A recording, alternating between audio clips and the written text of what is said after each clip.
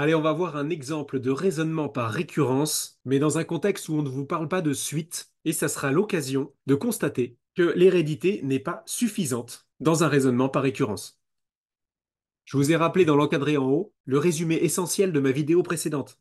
Si vous n'êtes pas très à l'aise avec la récurrence, regardez là, je vous mets le lien en description. L'exercice pour aujourd'hui, c'est de montrer que 4 puissance n moins 1 est toujours un multiple de 3, à condition que n soit un entier naturel quand même. C'est donc un problème d'arithmétique, et on va voir qu'on n'a pas besoin de définir une suite pour faire ce raisonnement par récurrence. On peut tester les premières valeurs de n pour voir si ça marche déjà. Quand n vaut 0, on obtient 0. Je vous rappelle qu'un nombre à la puissance 0, ça fait toujours 1. Et 0 est bien un multiple de 3. Alors c'est pas évident, mais on peut bien écrire 0 comme étant égal à 3 fois un nombre, donc c'est un multiple de 3.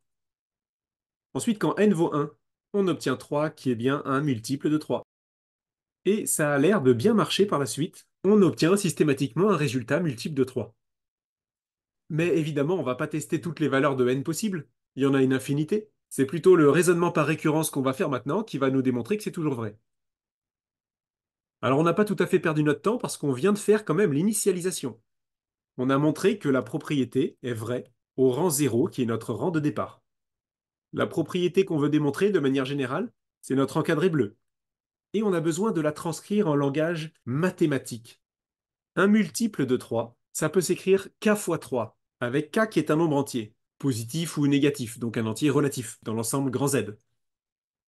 C'est bien ce qu'on obtenait systématiquement, regardez, avec k égale 0, puis 1, puis 5, puis 21. Avec les exemples qu'on a sous les yeux, ça doit vous sembler plus naturel, j'espère.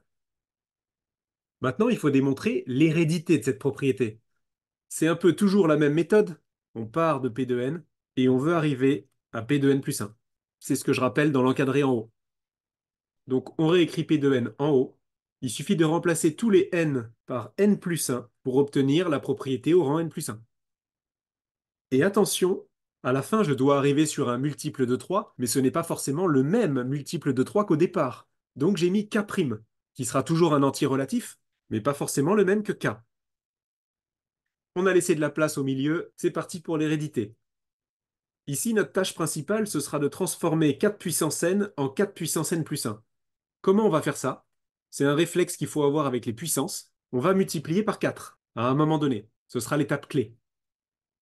On va d'abord isoler 4 puissance n en rajoutant 1 de chaque côté. Et c'est maintenant qu'on va tout multiplier par 4, des deux côtés là encore. Ce qui nous permet à gauche d'obtenir 4 puissance n plus 1. Et à droite, on développe. La dernière ligne qu'on a sous les yeux nous guide. On devine qu'il faut maintenant enlever 1 des deux côtés et factoriser par 3. On peut constater que, entre parenthèses, on a 4 fois un nombre entier plus 1, ce qui donne toujours un nombre entier, qu'on va appeler k', et qu'on retrouve à la fin. On est bien arrivé à la dernière ligne, on a démontré l'hérédité. On avait déjà fait l'initialisation tout à l'heure, donc on peut conclure la propriété est bien vraie pour tous les rangs n entiers naturels. Maintenant, on va légèrement modifier la question. On va remplacer le moins par un plus, ici. Et on va démontrer l'hérédité de cette nouvelle propriété. On soustrait 1 à gauche et à droite. On multiplie par 4 à gauche et à droite. On développe à droite. On ajoute 1 des deux côtés pour obtenir ce qu'on veut à la fin à gauche du signe égal. Et on vérifie si on a bien un multiple de 3 à droite du signe égal. On factorise par 3. 4 fois un nombre entier moins 1, c'est aussi un nombre entier qu'on appelle k'. Et donc on a bien un multiple de 3 à la fin. La propriété est donc bien héréditaire. Et vous avez ici un bel exemple de propriété héréditaire qui n'est jamais vraie. Regardez l'encadré en haut.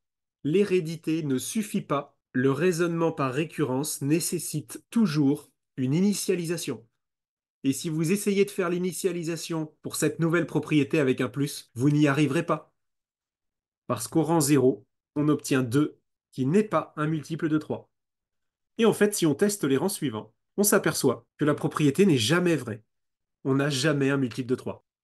Pourtant, la propriété est héréditaire. Un raisonnement par récurrence, c'est toujours 3 étapes, initialisation, hérédité, conclusion. Si vous ne faites pas les 3 étapes, votre raisonnement, il est incomplet. Et donc, il est invalide. Donc, la phrase d'énoncé que j'ai écrite, vous ne la verrez jamais dans un exercice. puisque la propriété est fausse. Mais on aurait pu vous demander de montrer que la proposition 4n plus 1 est un multiple de 3 est héréditaire. Ça peut tomber en exercice. Ça, on peut le faire. Alors, je vais terminer cette vidéo avec une remarque qui s'adresse uniquement à ceux qui ont fait de l'arithmétique en spécialité maths experte au lycée ou en post-bac, parce qu'on va parler de congruence. Si vous n'avez jamais entendu parler de ça, vous pouvez arrêter la vidéo maintenant. Pour ceux qui ont déjà étudié les congruences, c'est très facile de démontrer que cette propriété est fausse.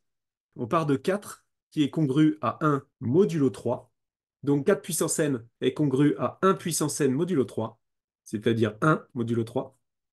Et si on rajoute 1, ça devient congru à 2 modulo 3, ce qui veut dire que le résultat n'est pas divisible par 3. Il faudrait que ce soit congru à 0 modulo 3 pour que ce soit divisible par 3. Si je reprends maintenant l'exercice d'avant avec le signe moins, et qu'on fait le même type de raisonnement, on peut constater que notre quantité 4 puissance n-1 est congrue à 0 modulo 3. Ce qui veut dire que 4 puissance n-1 est divisible par 3. La propriété est donc vraie. Un nombre divisible par 3, c'est aussi un multiple de 3.